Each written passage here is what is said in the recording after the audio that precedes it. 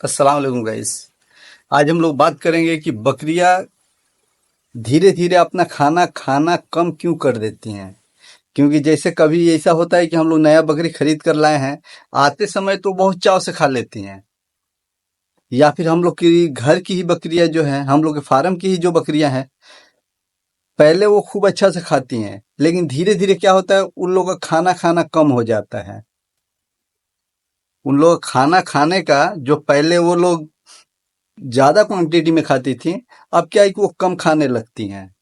तो आखिर इसका कारण क्या है कि बकरियां का धीरे धीरे खाना कम होते चला जाता है।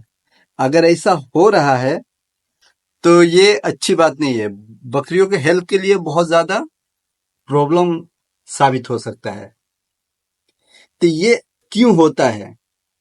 देखिए, क्या है कि अगर जब हम ही लोग खाना खाने बैठते हैं और खाना खा लेते हैं, लेकिन जो खाना खाने का दिल नहीं करता है, जैसे ज्यादा खाना आ गया और उसमें से जितना हम लोग का दिल किया, जितना हम लोग का भूख था, उतना हम लोग खा लिए, बाकी हम लोग छोड़ देते हैं ना।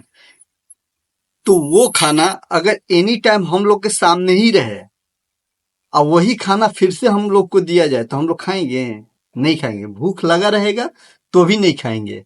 सेम केस इन लोगों के साथ भी वही होता है। जैसे देख लीजिए, ये सब खा रही हैं, अब ये लोग खा रही हैं,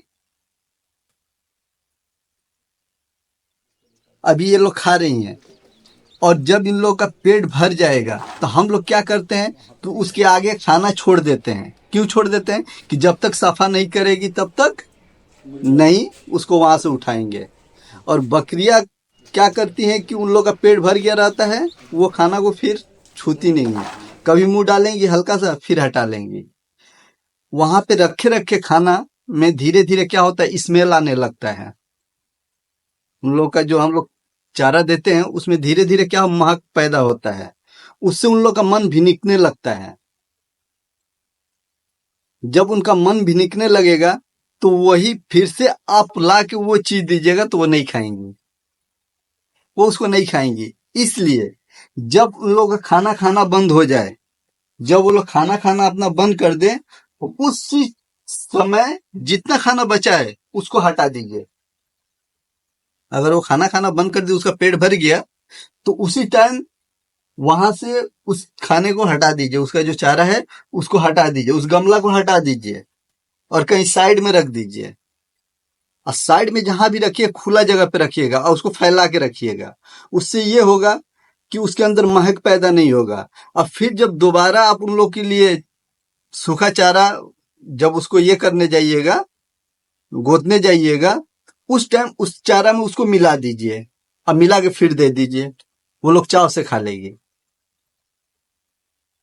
एक ही खाना उन लोग के सामने पड़ा रहता है, इसलिए वो लोग समझते हैं वो यही है ना, फिर उन लोग का दिल नहीं करता वो खाने के लिए।